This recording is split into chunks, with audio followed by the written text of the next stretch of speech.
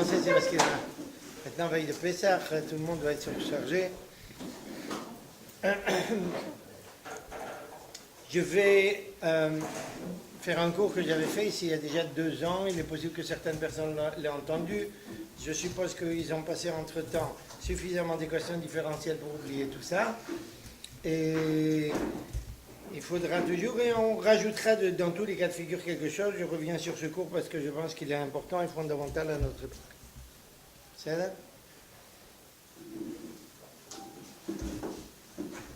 Avant que... Combien? C'est 1 heure qu'on parle. Okay. D'accord.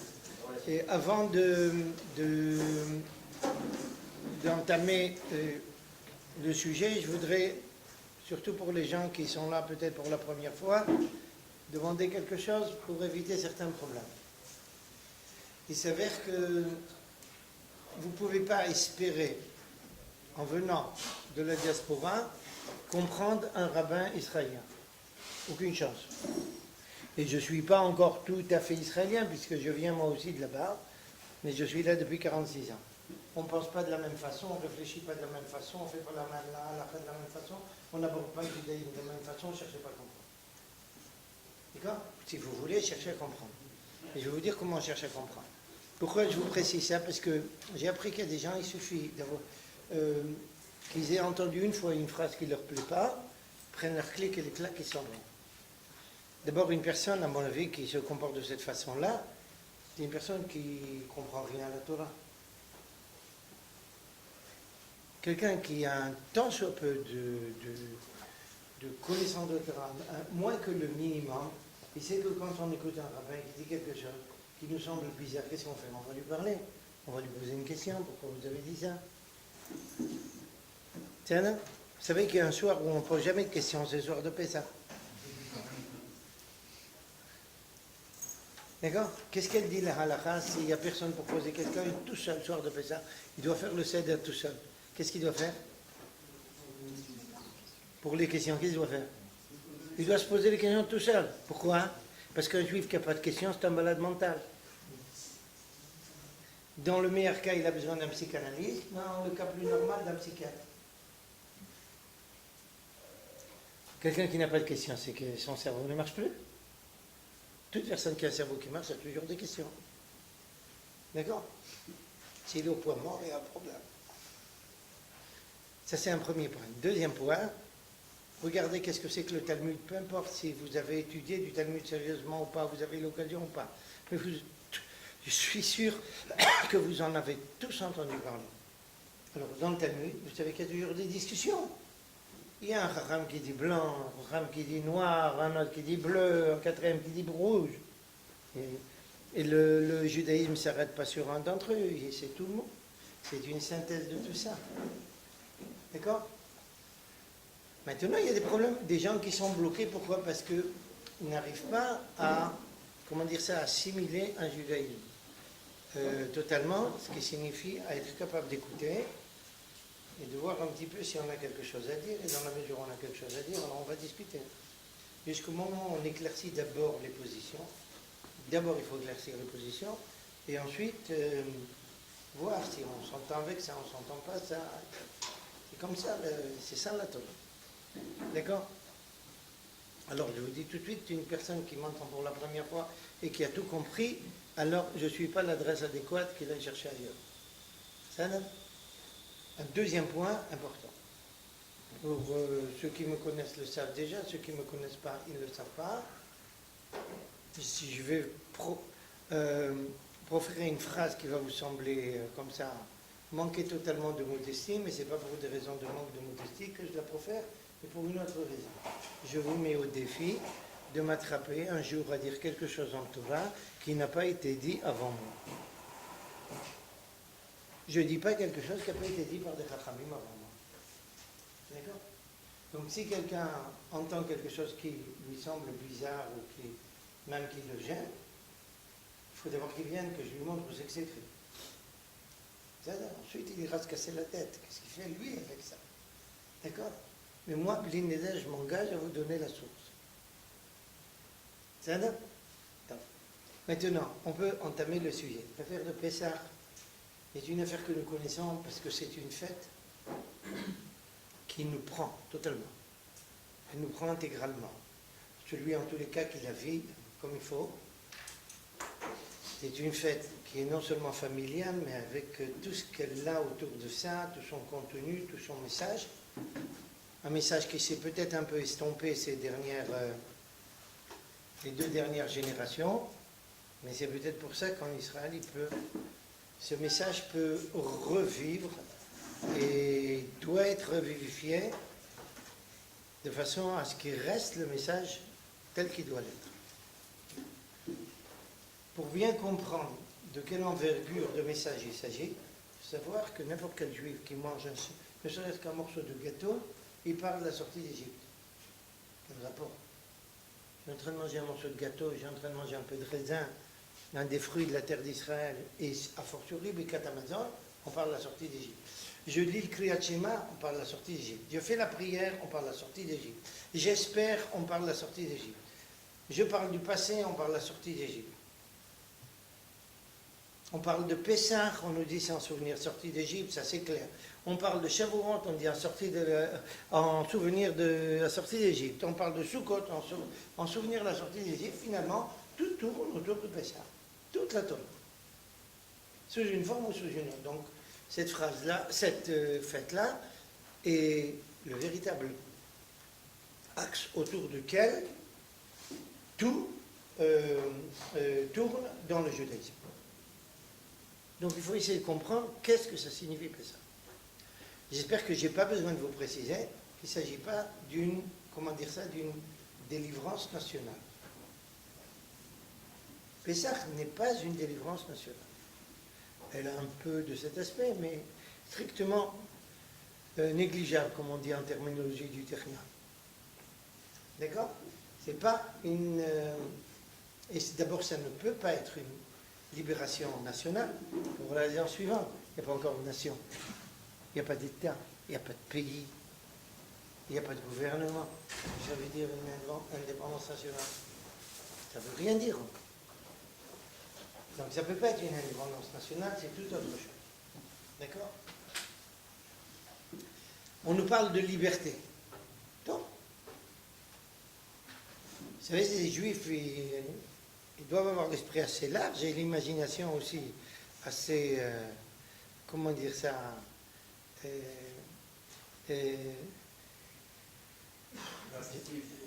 Tossesset, je cherche la traduction du terme Tossesset en français. Pardon? Oui, en ébullition, comme ça, avec beaucoup, très très vivante. Il faut avoir une imagination très vivante pour bien comprendre Pessah. Pourquoi? Parce qu'on nous dit c'est la fête de la liberté. Qu'est-ce que c'est la liberté? On est à peine sorti d'Égypte, là, quand il nous attrape et il nous dit 613 commandements où je vous liquide. C'est la liberté totale. Donc c'est pas trivial. Il faut essayer de comprendre comment on voit tout ça. Donc, dernière introduction, il y a eu des bouleversements dans les pays arabes les dernières années.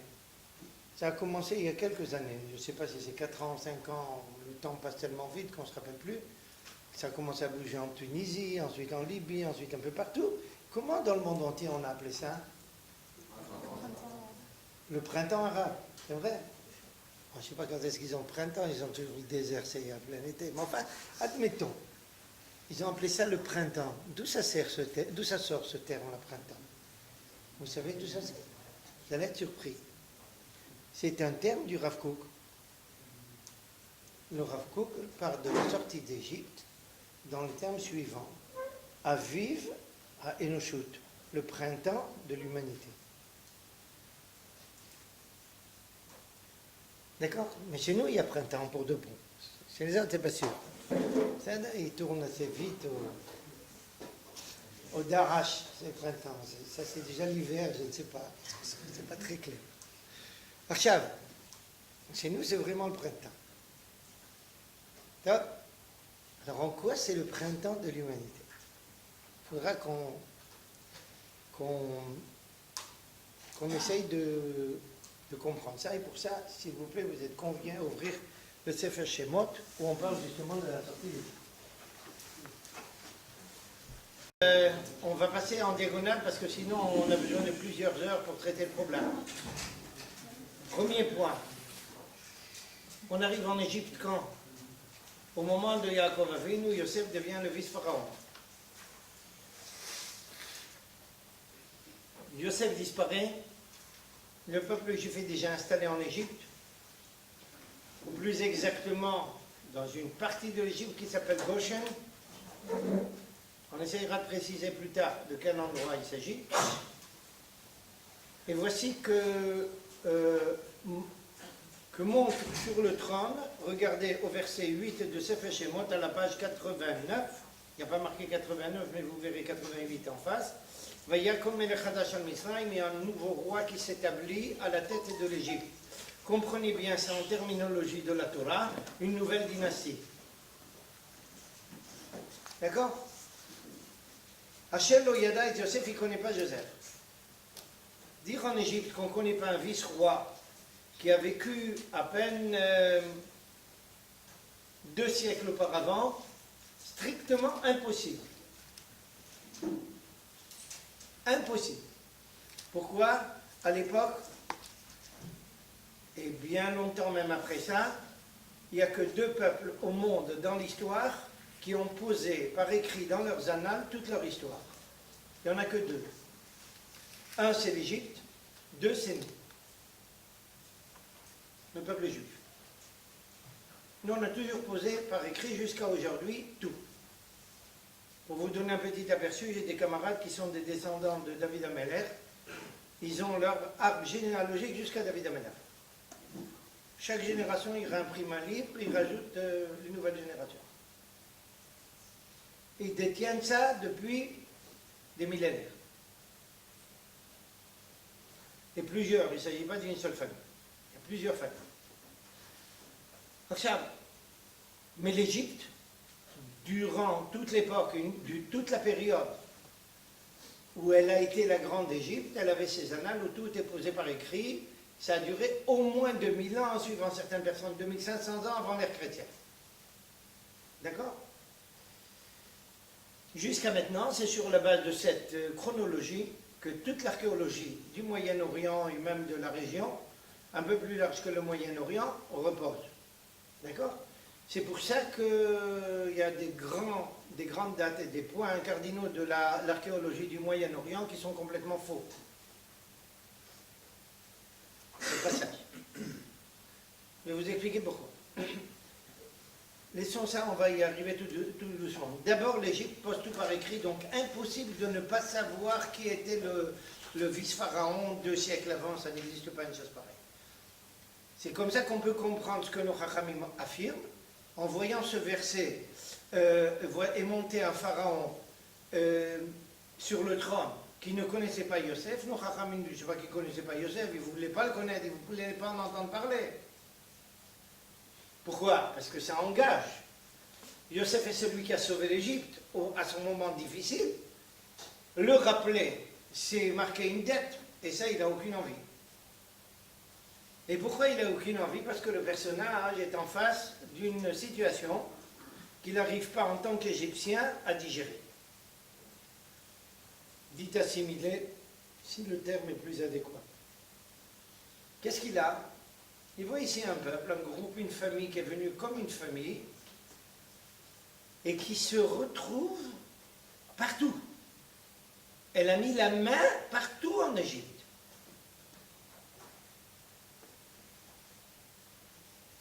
Il est effrayé le personnage. Il dit, s'il y a la moindre problématique en Égypte, si on est attaqué par la moindre puissance quelconque, qui nous garantit que ce groupement humain-là, prend de l'ampleur et qui a une position sociale extrêmement importante, ne va pas se retourner contre nous? Conclusion que fait le personnage, il dit la chose suivante, il essaye de passer à ce qu'on va appeler, je vais appeler tout de suite, étant donné le manque de temps qu'on a, la solution finale. La solution finale n'est pas une idée qui a été inventée par l'Allemagne, c'est une idée qui est née en Égypte. Elle ne va pas procéder aussi vite et de façon aussi claire qu'en Allemagne, mais elle va y arriver très vite. Premier stade, il appelle les responsables de toutes les sages-femmes. D'accord? Disons en terminologie moderne, il a convoqué tous les directeurs de services je ne sais pas comment on appelle ça, je ne sais pas comment ça s'appelle en français, gynécologie ou quelque chose comme ça, peu importe. Peu importe. Bon, tout le monde a compris. Et il leur demande une petite chose. Petite chose. Qu'est-ce que c'est la petite chose? Quand une mère juive sera sur Ovenheim, ce qu'on appelle Ovenheim, faut que vous sachiez, c'est une espèce de chaise, comment dire ça, qu'on a fait en pierre. C'était une chaise un peu penchée comme ça, qui permettait à une mère qui accouchait de se retrouver. C'est comme, au lieu d'avoir un lit sur lequel elle accouchait sur une espèce de chaise un peu comme ça, penchée, qui facilite la naissance. Et le pharaon les convoque et leur demande, quand un enfant naît, si vous voyez que c'est un garçon, eh ben, vous n'avez qu'à le mettre à mort. Quand quelqu'un lit une phrase pareille de la Torah, ne comprend pas très bien comment un pharaon peut demander une chose pareille. Si déjà il a l'intention de mettre à mort les enfants juifs, il n'a pas besoin de faire ça au moment de la naissance, il peut le faire à tout instant. Non. La raison est la suivante. Même les gens les plus crapuleux tiennent toujours à apparaître comme des gens moraux. C'est une phénoménologie humaine de tout temps. D'accord? Vous voulez un petit exemple, même dans la pègre, il y a un tribunal. Les lois qu'on admet là-bas, elles ne sont pas toujours des lois très reconnues par nous, mais c'est un tribunal. Il faut apparaître comme quelqu'un de réglo toujours. Comment, en demandant aux sages-femmes de profiter de la naissance pour mettre à mort, on arrive à camoufler le décret? Ben, tout simplement, il suffit d'attraper l'enfant un petit peu mal. Alors on peut lui tourner la tête, on lui casse la chose, ou bien on peut appuyer sur comment on appelle ça en français, l'endroit qui n'est pas encore tout à fait fermé à la naissance. La fontaine. Ok? Vous appuyez ça et puis ça apparaît comme un petit accident. Elles n'ont pas marché dans le coup, il y a des grosses discussions s'il s'agissait d'Égyptiennes, de Juifs, peu importe, et la tradition de Rahamim dit que c'était justement des Juifs, mais peu importe. En tous les cas, elles ont pris le risque de voir leur tête tomber, elles n'ont pas obéi, c'est pas du tout trivial. Les Rahamim disent qu'une d'entre elles était la mère de Moïse, et l'autre sa sœur. De leur part, ça ne nous surprend pas. Pharaon, voyant que ça ne marche pas, il va plus loin. Maintenant, on y va au vu, au su de tout le monde. Tout enfant qui naît, on le jette dans le feu. D'accord? Si ça, ce n'est pas la solution finale, je ne sais pas ce que c'est la solution finale. Vous me direz que ça concerne juste les hommes, c'est aussi des êtres humains. À notre époque, c'est plus tout à fait clair, mais en tous les cas, à l'époque, c'était encore considérés comme des êtres humains. Et là, maintenant, c'est juste les femmes, c'est plus les hommes. On a changé un petit peu de diapason. Éliminer tous les hommes, c'est éliminer tout le peuple et c'est terminé. Tout devient égyptien, c'est clair. Donc c'est le premier personnage qui parle en terminologie de solution finale. Mais c'est pas pour rien et c'est pas par hasard. Regardez comment on le voit. Regardez ce qui est écrit au 2e chapitre, à la page 90. Voici que quelqu'un... on parle d'un mariage de Amram avec sa femme, le père de Moïse. Voici que l'enfant naît avant terme, à la fin du 6e mois. Les Égyptiens venaient vérifier chaque famille juive à la fin du 9e mois. Quand on attrapait, on savait que c'est à peu près la date de la naissance, les Égyptiens venaient voir si un enfant est né, le liquider. Cet enfant-là est né avant terme, Donc les parents le cachent dans les joncs du Nil, sur le bord du Nil. Et comme vous connaissez bien ça, la fille de Pharaon, qui n'a pas d'enfant, passe sur le Nil, elle le reconnaît comme un enfant juif, elle l'adopte. Pourquoi elle l'adopte? Elle l'adopte pour la raison suivante, elle n'a pas d'enfant. Mais alors attendez, tout se Corse maintenant, ou si vous voulez, tout s'Égypte. D'accord? Martial.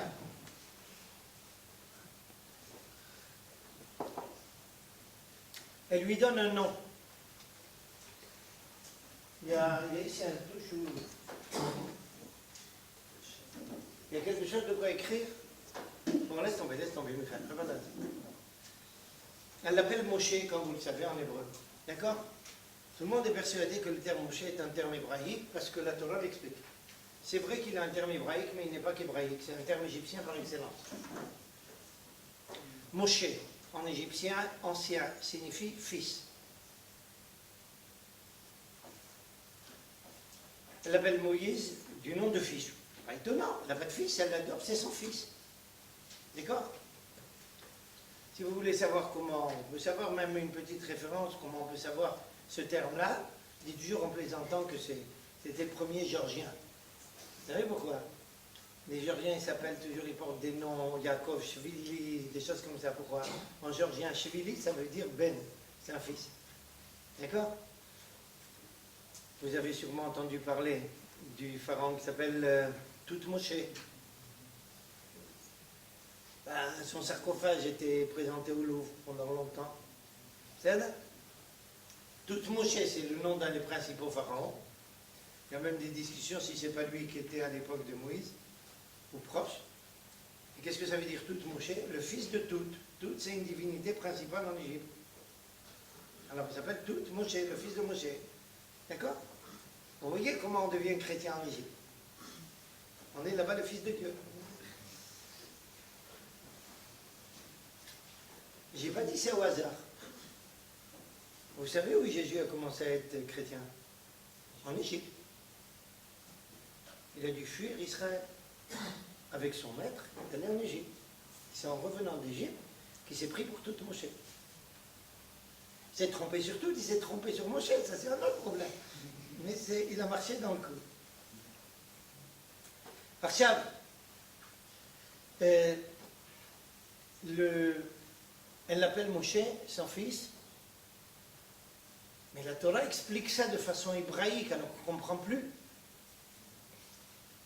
Kiminamaï meshiti, où je l'ai retiré, sauvé des eaux.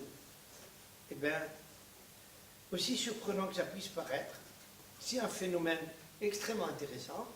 Le terme Moshe signifie en égyptien ancien fils, mais il signifie aussi celui qui est sauvé des eaux, sorti des eaux, et en hébreu aussi. Impressionnant. La Torah dit en hébreu, mais en égyptien ancien aussi, c'est ça que ça veut dire. Un peu plus tard, je vais vous expliquer pourquoi.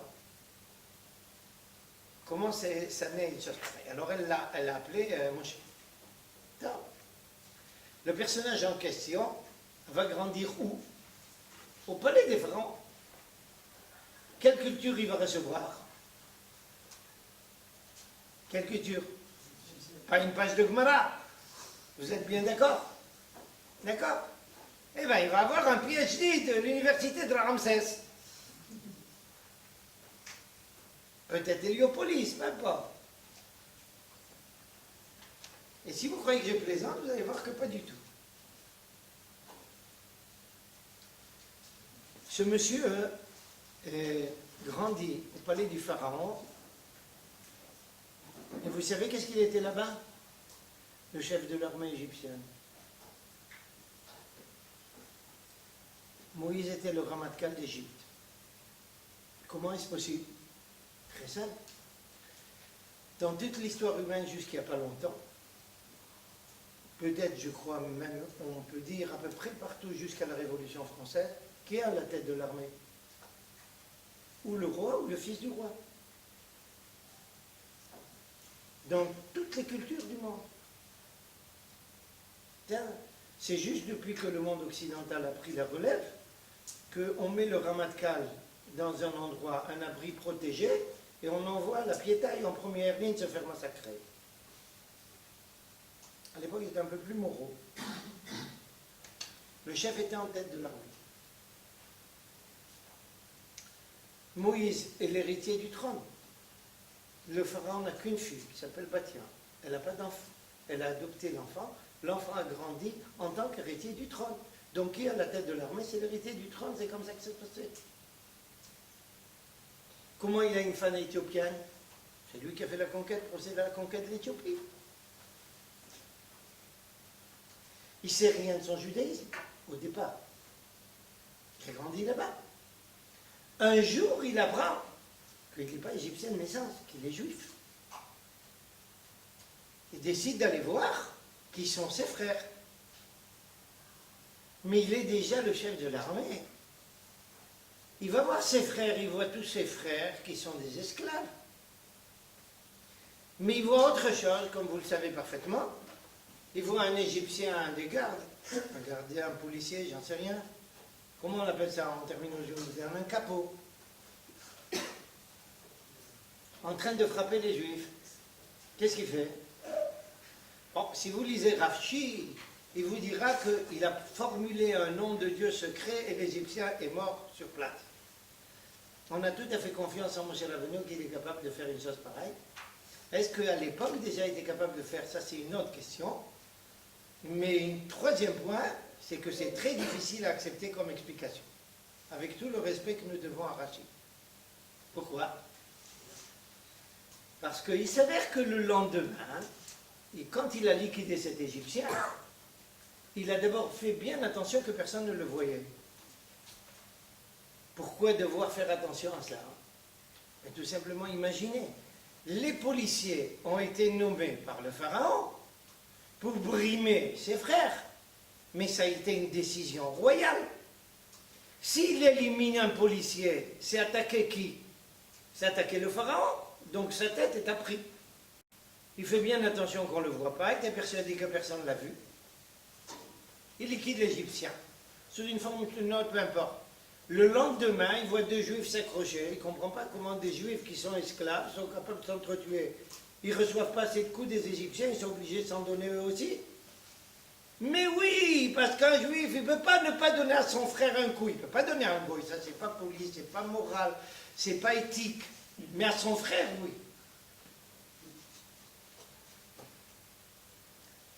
Alors, il ne comprend pas ça. Et il lui demande, mais pourquoi tu frappes ton frère? Il lui dit, pourquoi tu te prends, toi, tu veux nous liquider comme tu as liquidé l'Égyptien? Du coup, Moïse a dit, ça y est, on m'a vu. Qu'est-ce qu'il doit faire? S'enfuir. Ça prouve combien sa tête était en danger en liquidant ce policier. On n'a pas besoin d'aller très très loin pour ça. Imaginez quelqu'un ici, un citoyen, dans n'importe quel pays, même le plus moderne possible, qui assassinerait un policier, il passerait sa vie en prison. Mais maintenant, dans un monde moderne qui est moins sauvage, il finirait ses jours derrière les barreaux, a fortiori à l'époque. D'accord? Donc il a compris, et surtout en tant que chef de l'armée, imaginez, c'est le chef de l'armée qui donne l'exemple comment liquider les personnes nommées par le pharaon. Il s'enfuit, je termine juste une première page, je vous écoute tout de suite. Il s'enfuit, il va chez un certain Yitro, il y a toute une histoire là-bas derrière, et 40 ans plus tard, en tant que berger de Yitro, il va avoir droit à une révélation divine dans ce qu'on appelle en français le buisson ardent. D'accord? Avant que je continue, j'écoute la question. J'ai deux questions en fait. La première, c'est que vous avez mentionné l'explication de Rashi. J'ai pas terminé, c'est vrai, voilà, vous avez raison. Voilà, vous avez dit que cette explication est difficile à... Alors pourquoi elle est difficile? J'ai pas terminé, heureusement que vous m'accrochez. Alors je vais vous répondre. Ça, c'est la première question. Les Talmidei Chachamim, surtout les élèves de Harabban, posent la question suivante. Si il l'a assassiné en formulant une formule magique qui relève de Kabbalah, de ce qu'on veut, qui c'est qui peut voir une chose pareille? C'est pas quelque chose de visible. Comment donc même des juifs auraient pu le voir? On peut essayer de trouver des tas de réponses. Vous savez que nous, les juifs, on est capable de trouver une réponse à tout, même à l'absurde. Alors, on aura les réponses. Mais au niveau du sens littéral, on ne comprend pas comment il peut l'avoir. Quelqu'un pourrait répondre, bon, on l'a vu enterrer l'Égyptien. Ce n'est pas une preuve suffisante. Il peut dire, j'ai vu quelqu'un de mort, j'ai enterré. Vous êtes d'accord? Que dit un des principaux élèves de Harambal? Il dit la chose suivante. Qu'est-ce que ça signifie, ce que disait Rachi, qu'il l'a tué avec un nom secret de Dieu? Il donne une réponse, écoutez, époustouflante. Il dit la chose suivante, c'est très simple. Il lui a envoyé dans la figure un coup de poing tellement puissant, comme si le nom de Dieu l'avait liquidé.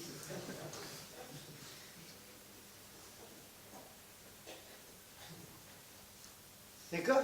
Ça, c'est ce que je n'avais pas terminé de dire. Et il n'a pas inventé ça. Le Midrash, dans le Midrash, l'opinion que Rachi rapporte n'est qu'une opinion parmi une autre. Il y a une autre opinion qui dit comment il a liquidé. Écoutez la réponse. Rachi n'a pas amené, je pense qu'il ne faut pas être très doué pour comprendre pourquoi. Il a dit il a pris une fourche et il a sorti sa cervelle. C'est dans le Midrash. D'accord? Le personnage qui était le Ramatkal, croyez-moi que c'était un personnage bien solide physiquement. D'accord? On peut faire confiance à son coup de poing. D'accord? Une autre question, vous vouliez poser? Juste maintenant, par rapport au Midrash, justement, vous disiez que Moshe avait été élevé comme un Égyptien et n'avait pas confiance dans son judaïsme à l'époque. Il me semble que il y a un Midrash qui explique que Moshe, dès son plus jeune âge, dès son enfance, n'était pas allaité par des femmes qui étaient égyptiennes. Oui. Finalement, ça veut dire c'est pas contradictoire. A priori, ça pourrait apparaître, ça pourrait nous sembler contradictoire. C'est pas du tout le cas. Et je vais vous dire pourquoi. Je vais vous raconter, si vous me permettez, quelque chose de personnel que j'ai raconté à certains des élèves ici.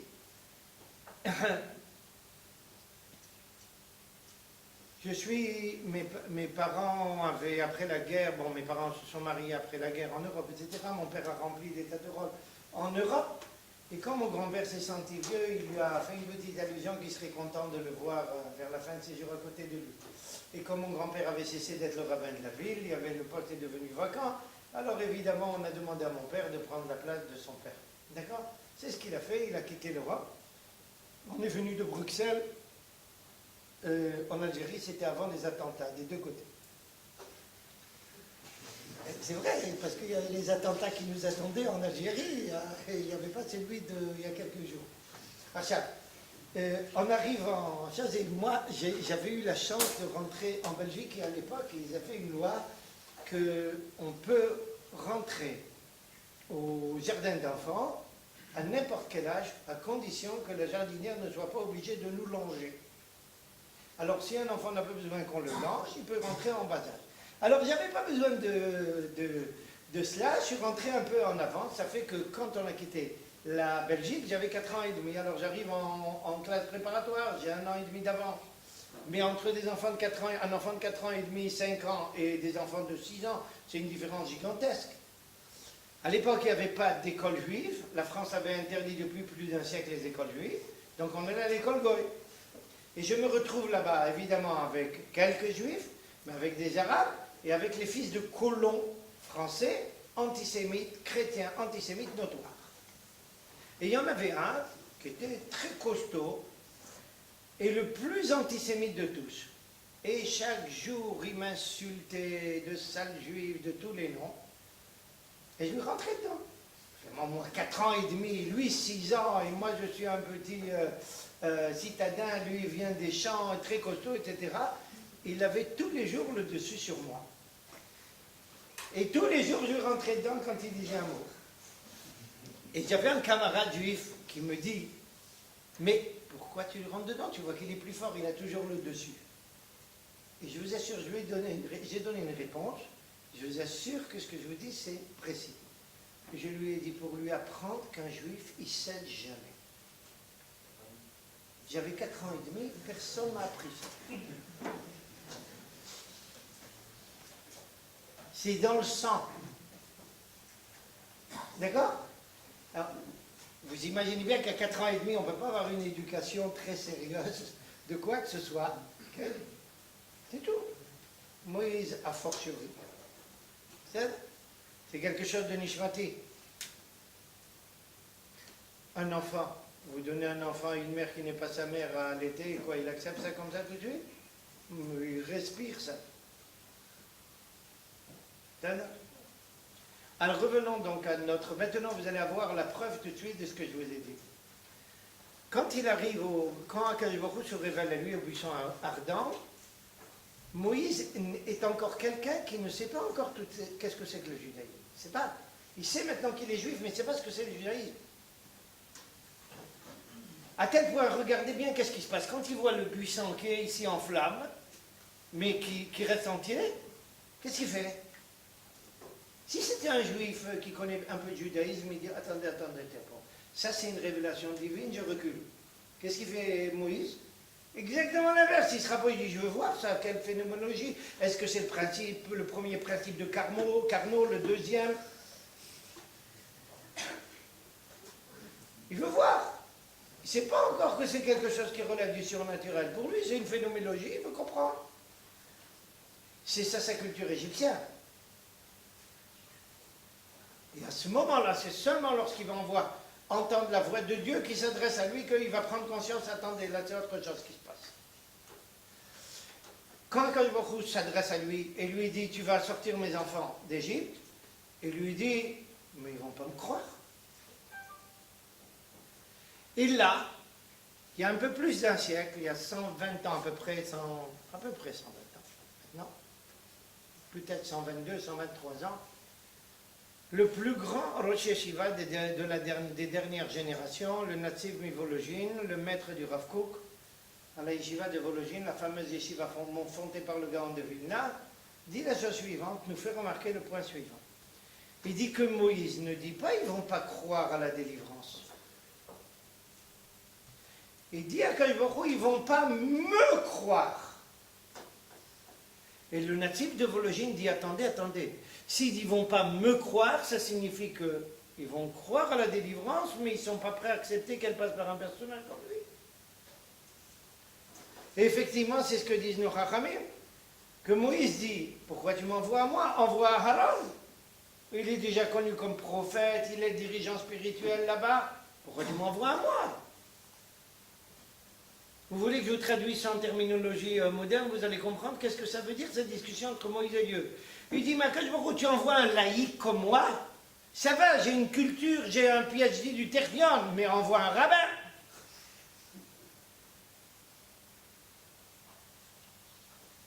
Ils ne vont pas me croire, ils vont dire, c'est pas possible, Akadosh Baruch Hu n'envoie pas un personnage pareil. À ce moment-là, Akadosh Baruch Hu lui dit, prends le bâton, jette-le à terre. Le bâton devient serpent, vous connaissez ça. Et ensuite, il lui dit, attrape-le par la queue. Et voici que le bâton redevient bâton. Et le natif de Volojin lui dit, faites bien attention, il ne peut pas redevenir bâton. C'est pas possible. Pourquoi? Parce que le bâton est tenu par le berger à l'extrémité supérieure du bâton, une espèce de poigne comme ça. Et quand il a jeté à terre, la poigne devient la tête du serpent et le bas, la queue du serpent. Et si en attrapant la queue du serpent, ça redevient bâton, ça signifie que la queue est devenue la tête. Donc il y a inversion d'épaule, comme en Chashmal. Qu'est-ce que Dieu lui signifie par là? Il dit exactement l'inverse de ce que tu crois. Ils vont te croire. Tu as dit la Shonana ici. Dans le Nachash pour nous, c'est très clair. C'est le personnage qui dit toujours ce qu'il ne faut pas dire. Ou plus exactement, il dit ce qu'il faut dire pour induire tout le monde en erreur. D'accord? Alors il lui dit, tiens, tu t'es trompé ici, c'est l'inverse. Ils vont te croire. Moïse, bon, part en Égypte, et voici que, vous le savez tous, d'abord un affrontement continu avec l'Égypte. Chaque année, quand je reviens sur ces textes-là, ou à n'importe quelle occasion je reviens sur ces textes, je reste estomaqué. Vous savez par quoi? Moïse vient, quelquefois tout seul, en général accompagné de son frère Aaron, pour dire à Pharaon, demain, après-demain ou dans quelques jours, il y aura telle ou telle plaie. Et Pharaon ne lui coupe pas la tête. J'ai jamais compris. Vous vous rendez compte, on est il y a de cela 3500 ans. Qu'est-ce que ça signifie la tête de quelqu'un à l'époque pour un dirigeant politique? Surtout un personnage comme Pharaon à la tête de l'hyperpuissance de l'époque. Quelqu'un vient avec une insolence terrible, lui dit « Je vais te faire tomber ça sur la tête. » Et les dit « Va encaisser. » Il ne lui coupe pas la tête. Pardon? Non, non, c'est un autre Pharaon. L'autre, il a disparu. Moïse, quand Moïse revient, l'autre est déjà là où il aurait dû être depuis le début.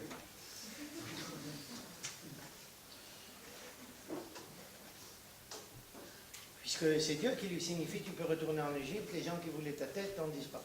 D'accord? C'est explicite dans la Torah, il n'y a pas ici de doute possible. Il n'ose pas le frapper. Vous savez, qu'est-ce que ça veut dire? C'est entre parenthèses, ça ne concerne pas les Juifs. Quand un juif a le courage de dire aux goyim la vérité en face, les goyim ont peur. Ils n'osent pas. Il faut avoir le courage. Quand on vient au nom de Dieu et qu'on parle en face des nations, elle courbe les chines.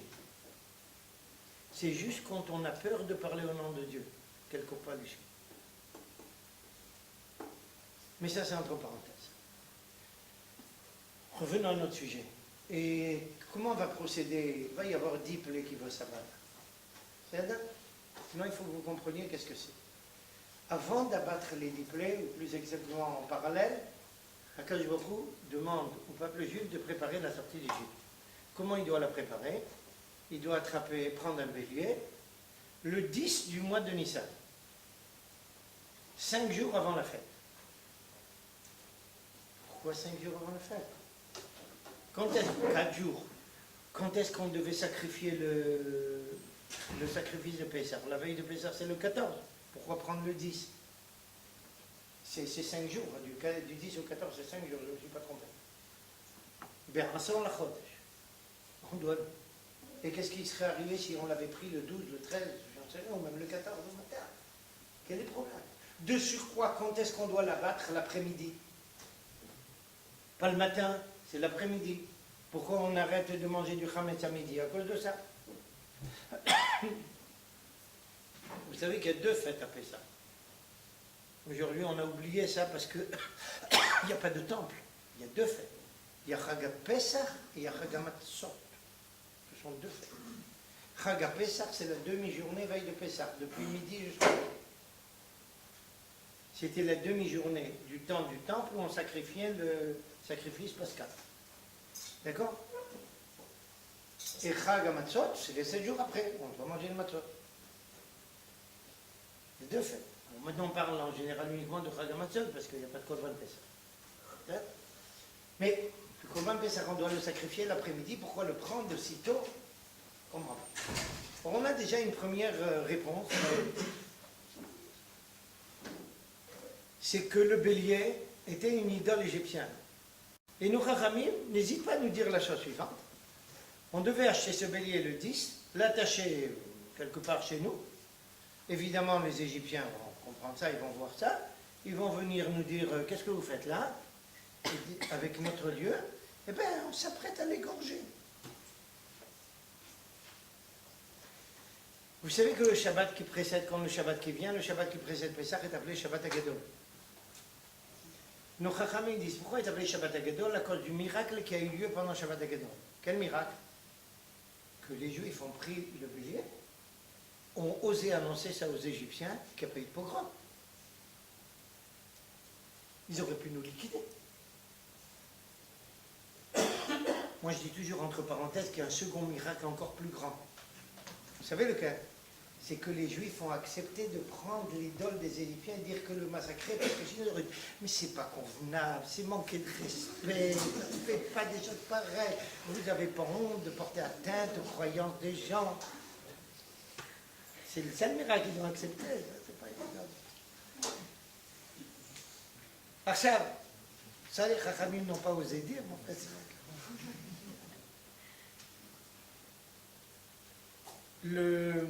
Et il y a toute une liste. Alors on doit manger ce sacrifice pascal avec des matzot, avec du marron. Il y a tout un ensemble de halachot que vous connaissez en général parce que ce sont les halachot du Seder. Le seul point qui nous manque, c'est lui-même le Korban Pessah. D'accord? On met une épaule d'agneau, quelque chose qui peut mettre en souvenir de tout cela. Mais le sacrifice lui-même n'est pas. Qu'est-ce que c'est toute cette histoire? Alors attendez, je n'ai pas terminé. Et quand on sacrifie l'agneau, il faut mettre le sang avec notre main, on trempe notre main dans le sang et on met ça sur les linteaux de la porte. Vous voyez les Arabes à l'avance, c'est le Khamis Alik. Khamsa. Qu'est-ce que c'est toute cette histoire-là? Il faut en plus, avec quoi le mettre ça? Avec de... comment on appellerait ces raisins en français? J'ai oublié. Ouais, c'est des cèdres aussi. Il y a ésope. C'est l'isope, je crois qu'on appelle ça aussi en français. Non, il y a quelque chose comme ça en français. Non. Peu importe. Il y a une plante, etc. Et avec ça aussi, on marque le sang sur. Alors attendez, c'est pas terminé avec ça. En plus, Akadosh Baruch Hu nous dit attention. Je vous préviens, vous devez manger le Korban Pessah et vous le finissez avant le matin. Vous n'avez pas le droit de le manger cru, vous n'avez pas le droit de le manger bouilli ou dans n'importe quel liquide, uniquement grillé. Depuis quand Akadosh Baruch Hu se mêle de cuisine? Qu'est-ce qui se passe ici? Vous êtes d'accord que c'est une anomalie? On n'a jamais entendu parler d'une chose pareille. Il y a plein de sacrifices dans la Torah où on est tenu de consommer au moins une partie du sacrifice, que ce soit nous, les Kohanim ou j'en sais quoi, mais personne ne nous dit comment je dois manger, si je veux manger cuit, je veux manger cru, je veux manger grillé. Ici, on nous dit uniquement grillé. Alors, on nous impose ici des lois culinaires aussi. Vous vous rendez compte? C'est presque scandaleux. Einstein n'était pas capable de comprendre comment Akadosh Baruch Hu se mêle des lois de la nature, alors si on lui avait dit qu'il s'est mêlé aussi d'affaires culinaires, là il aurait fait une crise d'apoplexie. Alors regardez un petit peu qu'est-ce qui se passe derrière tout ça, pour que je puisse vous expliquer, il faut que je vous précise certains points. En parallèle avec tout ça, il y a 10 plaies qui commencent à s'abattre, qui sont en train de s'abattre sur l'Égypte. Ce n'est pas des plaies n'importe comment, tel que tout le monde croit, 10 façons de frapper l'Égypte. Pas du tout. Un deuxième point qu'il faut préciser dès maintenant. Pourquoi Akadosh Baruch Hu, pour amener quelqu'un qui va sauver le peuple juif, il est obligé de faire naître un juif qui va grandir à la cour du pharaon? On ne peut pas trouver un juif normal. Qu'est-ce que c'est cette histoire? Alors comprenez bien. Il faut que vous sachiez la chose suivante. Quand, vous savez comment on appelle l'Égypte en hébreu? Mitzrayim, d'accord? Et quelqu'un qui vient d'Égypte, comment ça s'appelle? Mitzri. Vous savez qu'est-ce que ça signifie le terme Mitzri en égyptien ancien? Adam, un homme. Vous avez compris le fascisme? C'est nous les hommes. Les autres, c'est des sous-hommes. Nous sommes la race supérieure. Vous voyez que Hitler il est en retard.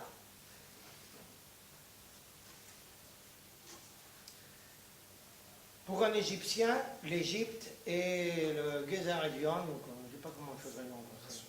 La race supérieure, je crois que c'est comme ça que les Allemands parlaient. La race supérieure. Quand je lui dis, écoute, Pharaon, désolé, la race supérieure, c'est mes enfants, c'est pas toi. Béni Bechori Israël. La première phrase qui est dite à Moshe Rabbeinu d'aller dire à Pharaon, c'est celle-là. Béni Bechor Israël. Il fallait pour ça beaucoup de courage de la part de Moshe Rabbeinu. D'accord?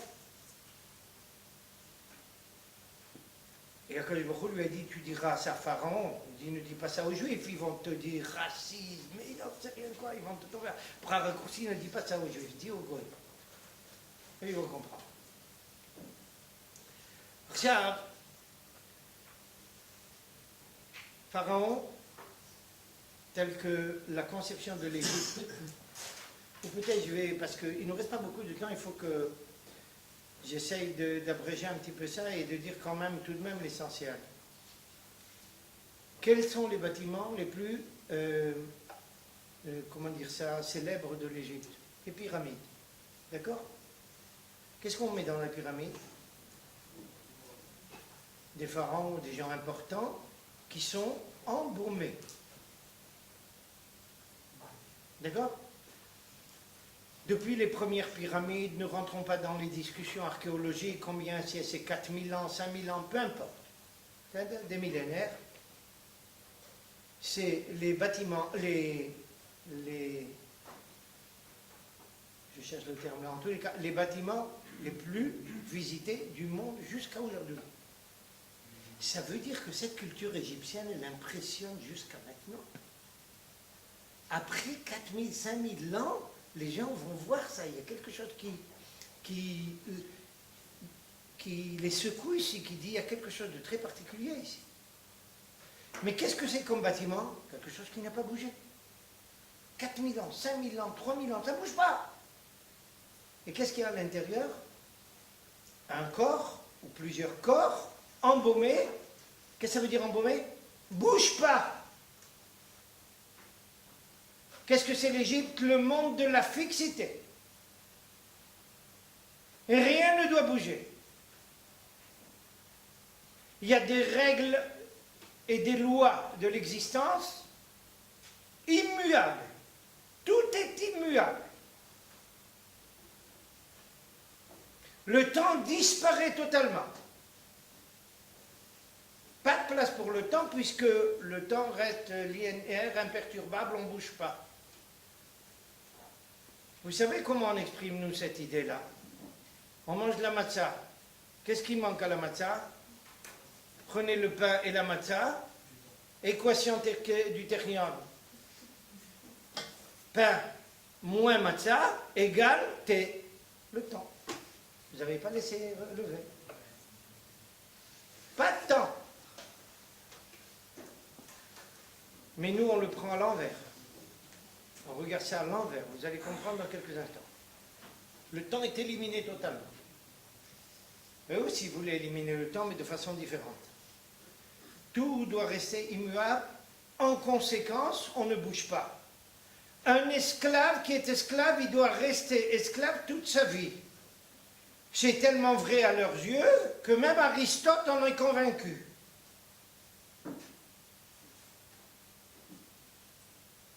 Et pourquoi Aristote en est convaincu? Parce qu'il a étudié chez Platon, et chez Platon où il l'a appris en Égypte.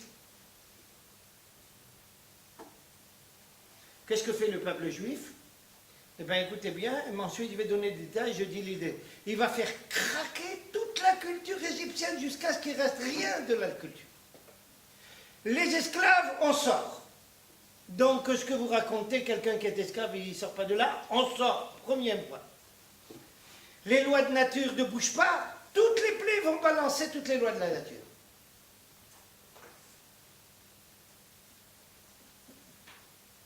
Vous prétendez que la source de vie, c'est le Nil. C'est une des principales divinités égyptiennes. Le pharaon s'appelle le fils du Nil. Vous avez compris pourquoi Moïse est appelé Minamaïm Eshito? Il a été puisé de l'eau. Il doit être le pharaon. Donc il faut prouver qu'il est aussi quelqu'un qui sort de cette divinité des eaux. D'accord? Akadosh Baruch Hu lui dit, ah oui, c'est comme ça pour toi que le... Ça, c'était le premier Chassid Breslav, le pharaon. Il a dit, Nachal Noveya Mekor Chokma. Vous ne connaissez pas ça? עכשיו, l'eau c'est la source de vie. Très bien, on va vous montrer qu'est-ce que c'est. En quoi la première plaie va consister? Le sang, l'inverse, la mort.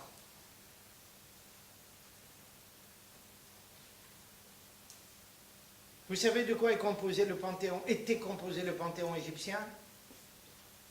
De 126 dieux annexes et de 9 divinités suprêmes. D'accord? Pourquoi 126? Je pourrais vous parler de ça pendant une dizaine d'heures, ce n'est pas le moment maintenant. Parlons juste des 9 supérieurs. La première d'entre elles, c'est le Nil. D'accord? Qu'est-ce que vous le voyez comme source de vie? Je vous le transforme en source de mort. La dernière divinité, je saute au milieu parce que si on s'arrête à chacune d'entre elles, on sera là dans quelques dizaines d'heures.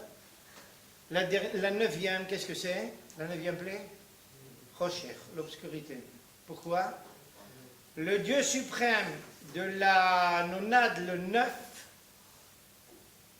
okay? C'est un Dieu qui s'appelle Atum, quelquefois Knum. Il est représenté par un bélier et il relève de la divinité suprême qui est le soleil, qui fait vivre tout. Qu'est-ce qu'il dit à Akash Baruch Hu? C'est ça qui fait vivre tout? Obscurité, cassée. Les 9 plaies, c'est une divinité après une autre démolie. Et vous les Juifs, vous voulez sortir de là-bas? Vous voulez avoir droit de sortir de là-bas? Vous allez devoir faire une chose, attraper cette divinité suprême et l'égorger aux yeux des Égyptiens. Pour bien vous mettre en face des yeux qu'on est là pour démolir toutes les cultures problématiques.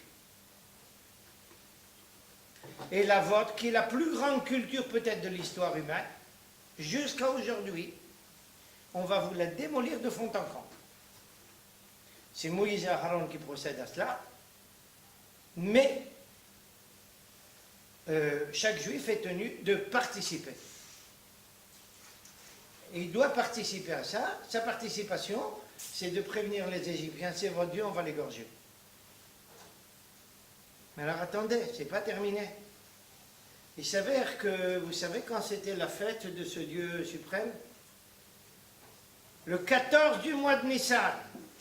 À quelle heure? À midi. Exactement à l'heure où on devait sacrifier le sacrifice de Pessah toute la vie. C'est jusqu'à maintenant. Tiens, quand le temple va monter, on le fera à midi. Entre midi et le soir. D'accord?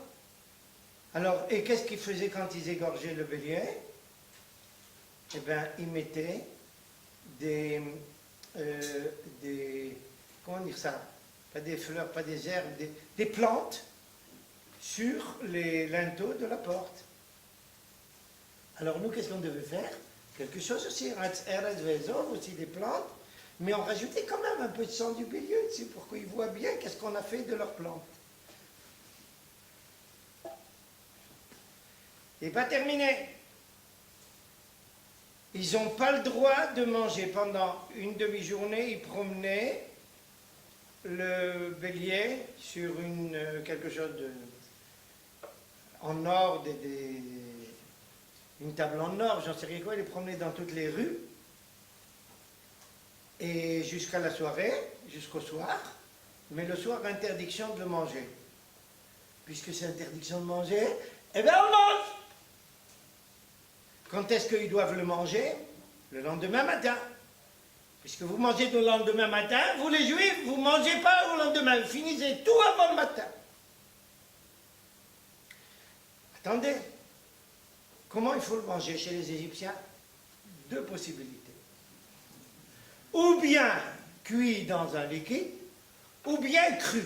Il y a une chose qui est strictement interdite, c'est griller. Alors qu'est-ce qu'on fait? Uniquement griller.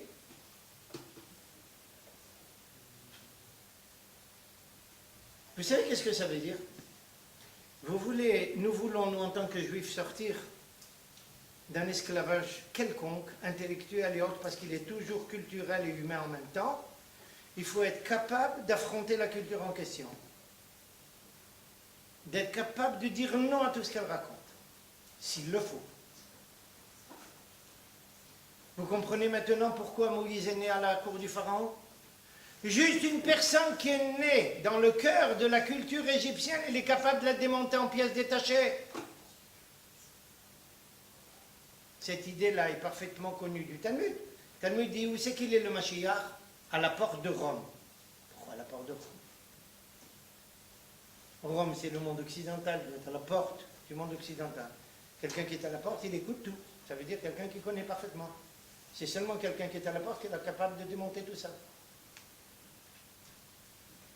Il fallait choisir justement un personnage comme ça pour savoir comment on parle aux Égyptiens, comment on les démonte, comment on les bouleverse.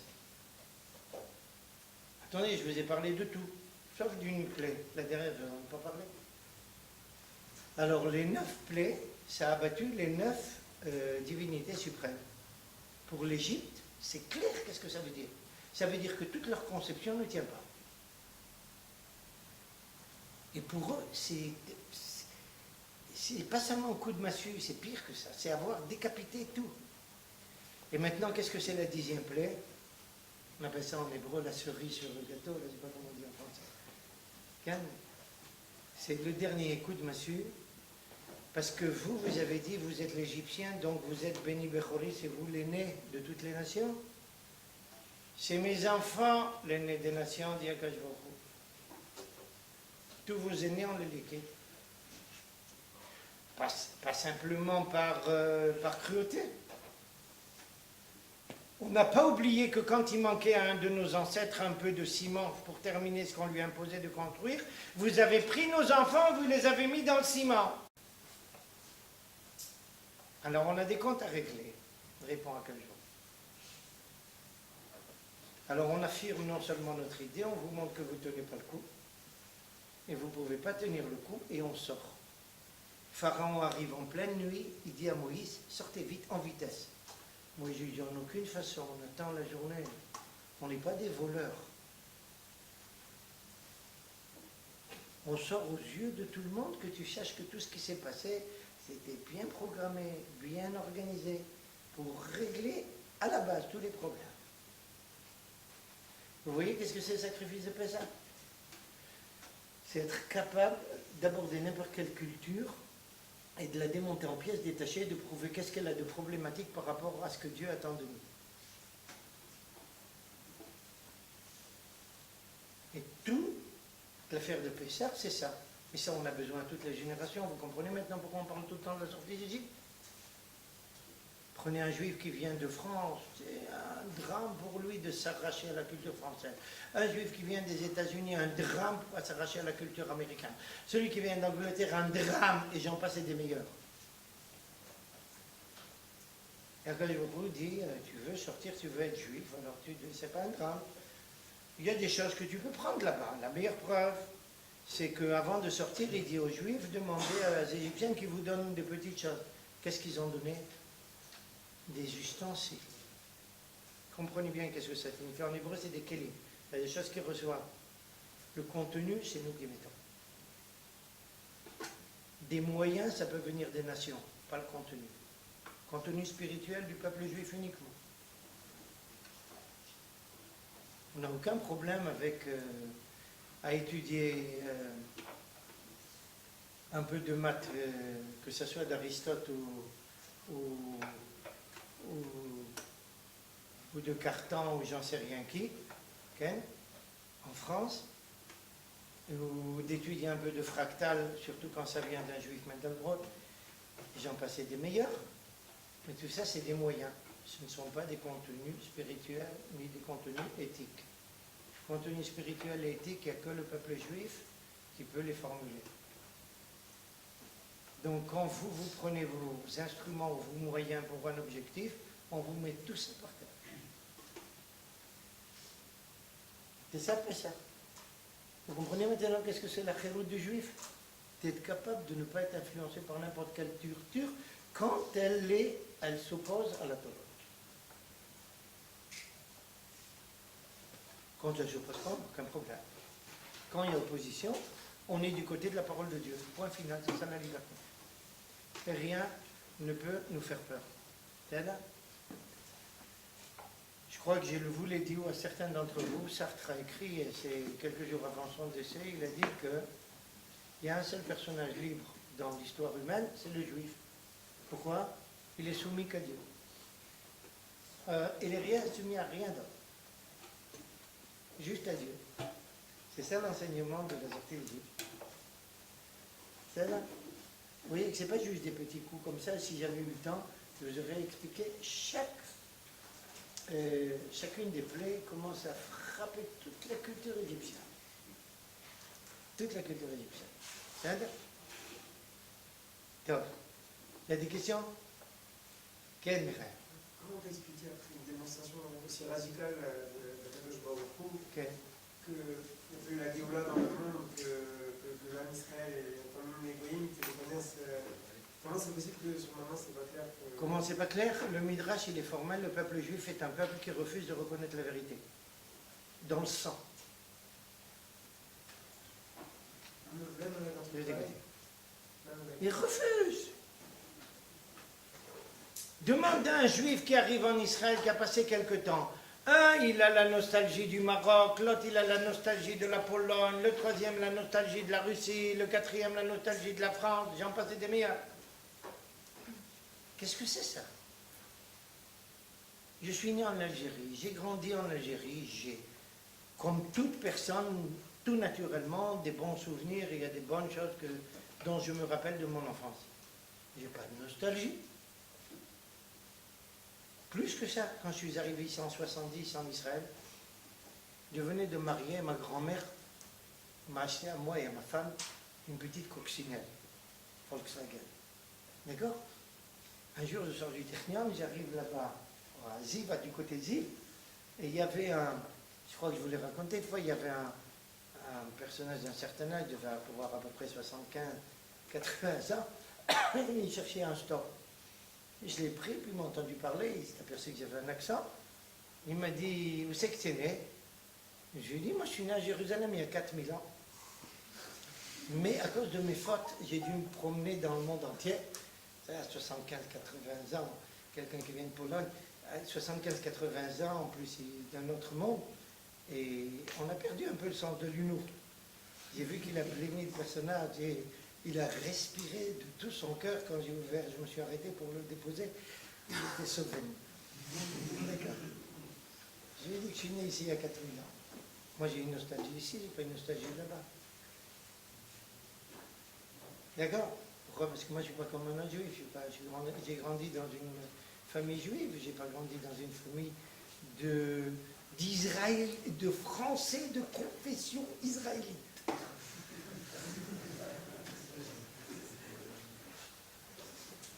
Et quand je suis arrivé à l'âge de 13 ans, moi j'ai fait ma bar mitzvah, j'ai pas fait ma communion. Quand j'avais 8 jours, j'ai fait la brit mila, pas le baptême.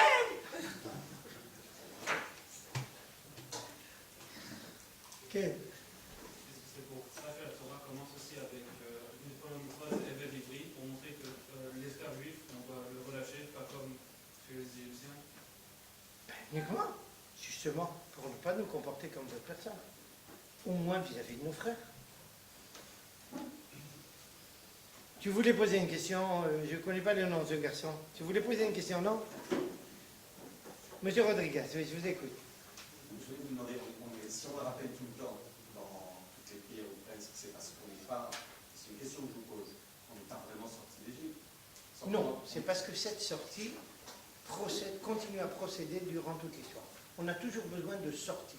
Un juif a toujours besoin de sortir de quelque chose. C'est pas qu'elle n'est pas terminée. Elle est peut-être pas terminée temporellement, mais elle est terminée sur le plan nishmati, sur le plan de l'âme juive. On dit dans la prière Gaal Israël, pas Goel, celui qui a sauvé, ça relève du passé. Autrement dit, la neshama juive, l'âme juive, elle est déjà douée de cette liberté. Est-ce que nous exprimons totalement cette liberté? Quelquefois oui, quelquefois non. Moïse oui, pas toute personne est Moïse. D'accord? Mais au niveau du peuple juif, toute l'histoire est justement cette délivrance permanente. Mais il y a quand même un rappel dedans. Enfin, moi, par exemple, il y a écrit Nostalgie de la France, mais ici, je vois que l'Amérique menace. De temps en temps, je vois chez certains Israéliens l'Amérique pointée. Il ne faut pas que l'Amérique soit l'Égypte, c'est pas pareil, c'est pas la solution finale, mais je vois qu'on a encore besoin de sortir. Bien sûr, vous avez tout à fait raison, mais le problème, c'est que le problème, c'est pas quand on ressent qu'on a encore besoin de sortir.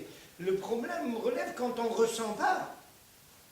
Justement, au contraire, c'est ça le normal chez le juif, de ressentir ce besoin et cette volonté de toujours sortir, parce qu'on dit, tant que l'histoire n'est pas close définitivement, on est dans une espèce de gestation.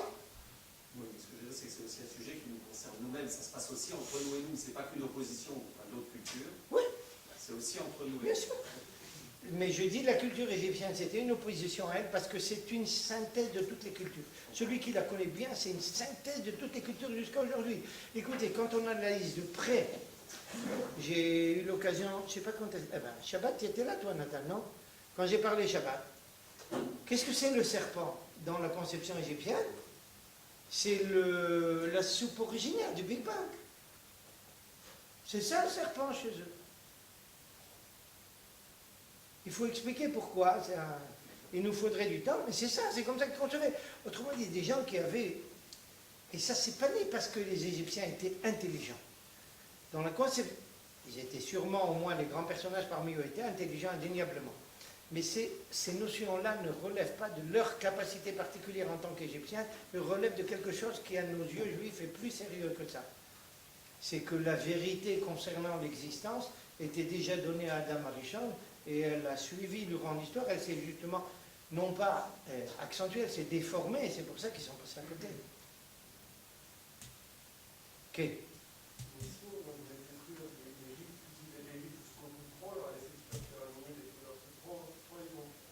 Il ne s'agit pas de détruire l'Égypte, c'est attraper un autre point. Je ne parlais de détruire la culture de l'Égypte, la conception. Si Akadosh Baruch Hu voulait expliquer à un professeur athée du Technion qu'il intervient dans l'histoire, comment il fait ça? Eh bien, il lui faut en l'air une loi. C'est tout. Excuse le terme, enfin, c'est comme ça. Il faut lui démolir le système. Ok. C'est quoi le scout de Moshe d'avoir été Moshe? C'est même Abraham qui a un point d'argument pour que Moïse. Si Abraham a sa position, Moïse a une autre position. Abraham, c'est le grand croyant par excellence. C'est le croyant par excellence de toute l'histoire humaine. Moïse, c'est le grand dirigeant spirituel de l'histoire humaine. C'est une autre chose. Pas n'importe quel croyant est capable d'être dirigeant. Et pas n'importe quel dirigeant est capable d'être croyant. Pas besoin de le dire. D'accord? Mais Moïse, et par exemple, et par excellence le combattant, regarde justement comment il apparaît sur la scène de l'histoire. Comme on l'a dit tout à l'heure, avec un coup de poing ou avec peu importe, autrement dit, c'est quelqu'un qui sait se battre pour une cause et défendre une cause. Alors il apparaît tout de suite comme ça. Et pas seulement défendre une cause avec violence contre, il défend une cause aussi, quelquefois avec force pour. Comment ça? Quand il fuit l'Égypte, il arrive, il trouve les filles de Yitro, et les bergers profitent du fait que ce sont des femmes pour ne pas leur donner ce qui leur revient de droit, okay? Et c'est lui qui va pousser les bergers, qui va pousser toute la pierre et qui va leur permettre d'avoir de l'eau. On m'a dit c'est pour soutenir aussi. Mais c'est ça le personnage de dirigeant, c'est quelqu'un qui est capable de se battre. Quelquefois c'est contre, quelquefois c'est pour, mais en tous les cas c'est toujours combattre. Un dirigeant ne peut pas ne pas combattre. Ou plus exactement qu'un dirigeant qui ne combat pas, il n'est pas un dirigeant. Il ne pourra pas l'être.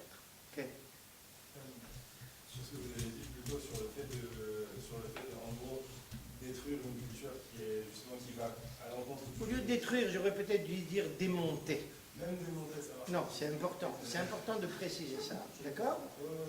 Parce que j'ai précisé qu'en parallèle, il y avait des choses qu'on pouvait prendre avec nous. Okay? C'est aussi une façon de dire il y a des choses qu'on peut prendre. D'accord. Je parle plus dans les concepts qui sont problématiques chez eux pour nous. En gros, on doit leur faire comprendre que c'est pas là.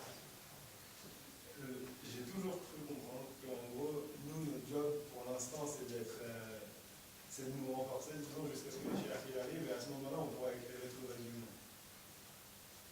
Ça, c'est vrai en diaspora, pas en Israël. Justement. Ça, c'est un switch que vous devez faire tout doucement, pas brutalement. Mais c'est un switch qu'il faut faire en Israël. En diaspora, notre objectif essentiel est de défendre notre identité. Directement, indirectement, le plus général, dans la quasi-totalité des cas, c'est indirectement, nous avons aussi eu et nous avons un impact sur les nations. Mais ce n'est pas un rôle dont nous sommes investis là-bas. En arrivant en Israël, c'est une autre chanson. C'est nous qui devons éclairer les autres et leur dire en face les vérités. Parce qu'ici, automatiquement, le juif devient quelqu'un de plus ancré en terre, plus solide, avec plus de moyens. D'accord? Regarde, quand tu penses une chose pareille, tu as quand même, je ne sais pas combien il y a d'habitants en Iran maintenant, c'est combien? C'est 70, 80 millions, j'en sais rien combien il y a là-bas. J'ai aucune idée. Enfin, plusieurs dizaines de millions de toutes les façons. Un pays très avancé technologiquement, etc., qui a beaucoup d'argent. Le chef du gouvernement israélien, il se permet de le menacer. Quand est-ce que le peuple juif a osé menacer des nations? Ça fait 2000 ans. 2200 ans qu'il n'a pas osé. D'accord? Donc on se retrouve dans une autre situation. On se retrouve justement dans un véritable miracle de reconstitution de l'État d'Israël. Et attention, n'écoute pas dans mes mots juste la dimension militaire. Quand, pour que le chef de l'État ait la force de dire ce qu'il doit dire aux nations, il faut que la Torah s'exprime aussi avec toute sa force. Ça va ensemble, ça monte ensemble, ça descend ensemble. D'accord? Même si le chef du gouvernement est incapable de comprendre. Ça passe métaphysiquement ou comme vous voulez, vous interpréterez ça comme vous voulez, mais c'est ça la conception. Plus la Torah est forte, plus l'État sera fort. Ok.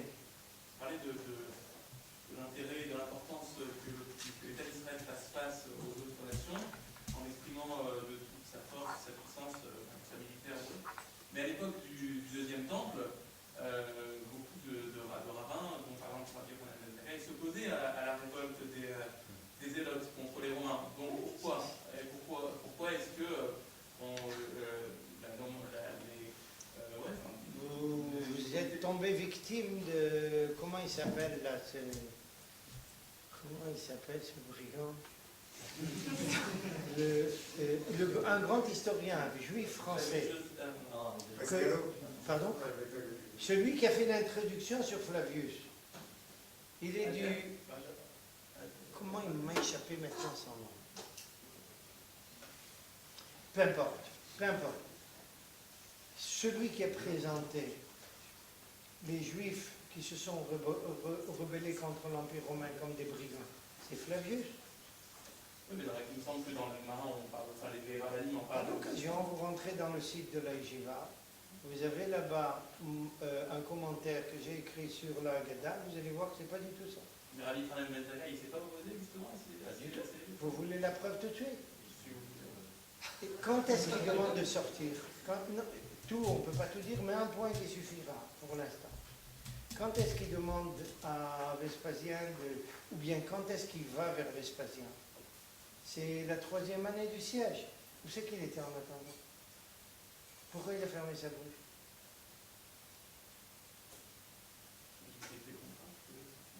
Ben, je vais vous répondre, c'est très simple. Il était membre du Sanhedrin, vous êtes d'accord?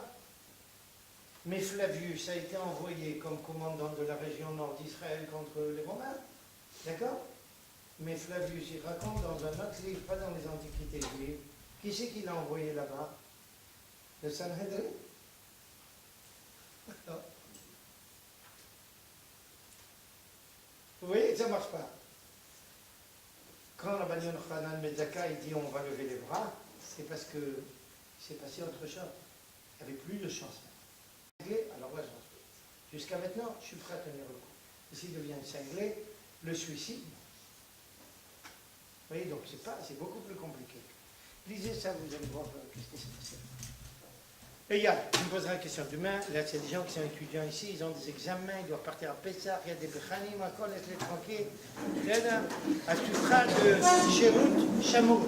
זה יום מצה שמורה, il y a שיעורים שמור. חג שמח à tout le monde. S'il y a des gens ici qui n'ont pas où être pour Pessah, dites-le-moi tout de suite. Ils sont invités dans le... D'accord, étudiants,